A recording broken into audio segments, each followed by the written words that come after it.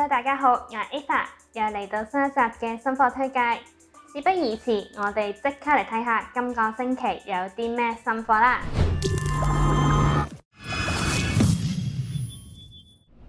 Trasus 新翻粉紅色嘅1:8 Jatto 4x4 VXL 無刷4驅 RTR 越野跑車。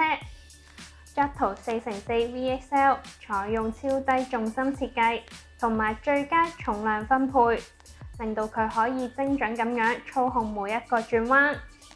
搭載 Trasus 最大嘅 Filennium 540 XL 無刷摩打，同埋新嘅 VXL 4S 電變，強大嘅加速性能可以高達每小時60英里。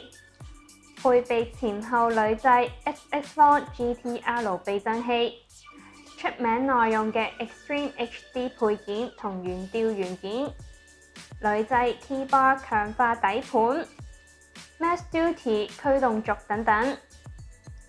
Jatto 4x4 VXL 仲採用咗 Stage 嘅高下壓翼設計，穩定底盤之餘，仲可以喺車翻滾嘅時候提供保護。鍾意玩越野車嘅車友就記得千祈唔好錯過啦。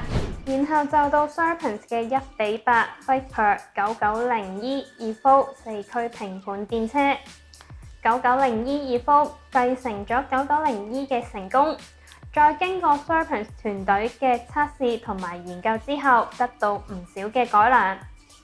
990E Evo 電車同油車版一樣，更新咗前後臂，仲加咗喺油車上面表現出色嘅彈性避震器安裝咗，同時亦都保留咗上一代低重量、優秀重量分佈同埋易於維護等等嘅優點，車友們可以一試。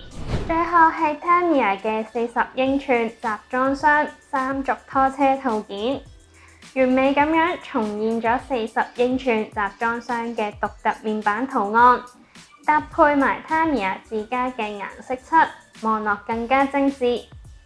而且呢一架3軸拖車仲具備旋鎖系統，提供真實嘅連接同埋斷開體驗，俾你一種好似揸緊真車咁樣嘅感覺。加上金屬部件同埋壓陶旋鎖設計，確保耐用又穩定。鍾意呢類型大車嘅車友就記得千祈唔好錯過啦。咁我哋今集時間就嚟到呢度先啦。鍾意呢條片嘅記得 comment、like 同埋 subscribe 我哋嘅 channel。咁我哋下集再見啦，拜拜。